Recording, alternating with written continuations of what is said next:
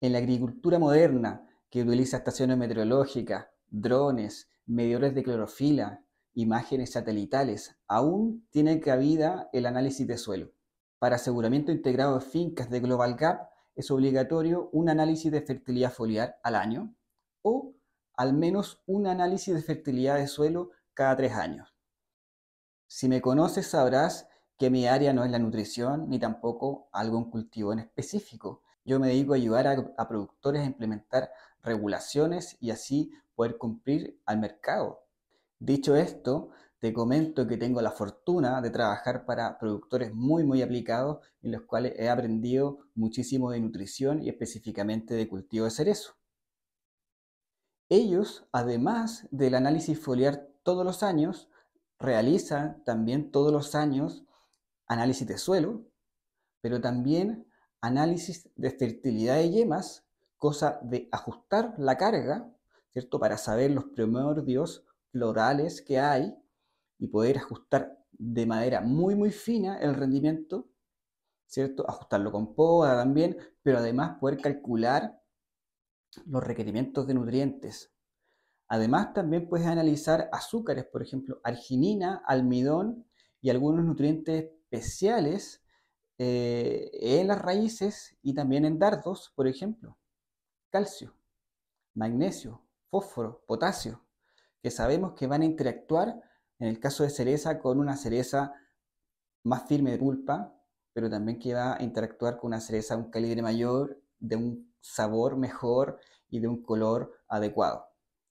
IFA Global Gap lo que establece es que el suelo es lo más importante y que hay que tratarlo como un organismo vivo que interactúa con el cultivo, pero que también interactúa con el agua de riego que me entrega el vecino y que yo le entrego al vecino también.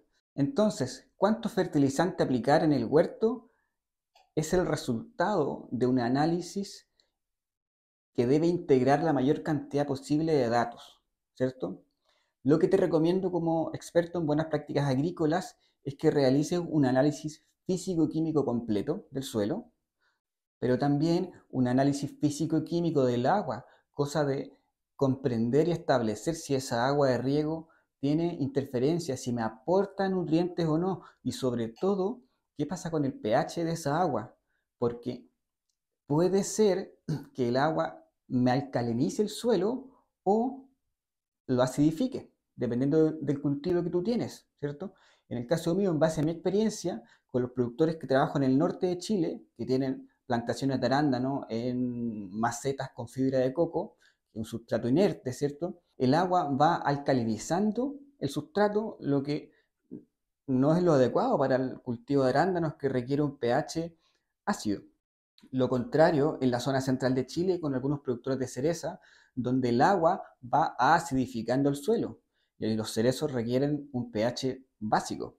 En este análisis físico-químico completo del suelo, es importante que consideres algunos datos relevantes. Por ejemplo, el pH. Si el pH ¿Por qué te digo el pH? Porque a pH extremos, alcalino o ácido, la extracción de nutrientes no es posible. Por eso es que es clave considerar el pH.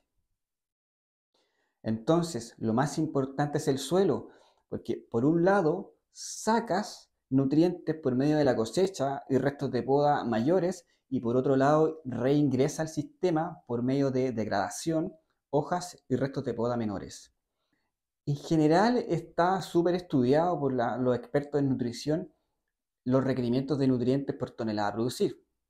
Si estás en la plataforma, te dejo una fuente de Compo Expert donde tienes los requerimientos de tonelada a producir de varios cultivos. Está cerezo, está uva de mesa, está arándano, está banano, está café. Es muy bueno en realidad. Junto a ese documento te dejo una planilla Excel que he diseñado con el objetivo de solucionar un problema evidente. Pasa que los laboratorios entregan los resultados en partes por millón o en miligramos por kilo. Al final, por métricas, a nosotros nos interesa conocer el aporte del suelo en kilogramos por hectárea, ¿ya? Entonces, en esa planilla vas a incorporar la densidad aparente, el resultado del ensayo de suelo de nitrógeno, fósforo y potasio, la profundidad de muestreo y te calculará el aporte del suelo en kilogramos por hectárea. También ahí mismo vas a poder incorporar los requerimientos de nutrientes en base a bibliografía, lo que tú estimas producir, y te calculará el aporte de nutrientes. Ese aporte tú tienes que parcializarlo, por supuesto, de acuerdo al estado fenológico del cultivo, ¿cierto? Si en el caso de nitrógeno será un porcentaje entre brotación, ¿cierto? Otro porcentaje pequeño y va a ir bajando seguramente a medida de que se va acercando la cosecha, pero también un porcentaje que se va a aportar en post cosecha, ¿cierto? El objetivo es mantener la fertilidad del suelo en el tiempo, ¿vale? Eso es lo más importante, considerar el suelo como un organismo vivo que interactúa con el cultivo y que debo mantenerlo, porque al final, dentro de 10 años más o 15, quizás vas a querer cambiar el cultivo y el suelo hay que mantenerlo. Cualquier consulta o requerimiento, escríbeme a gustavocorrea@gmail.com y encantado te responderé. Que tengas una buena jornada.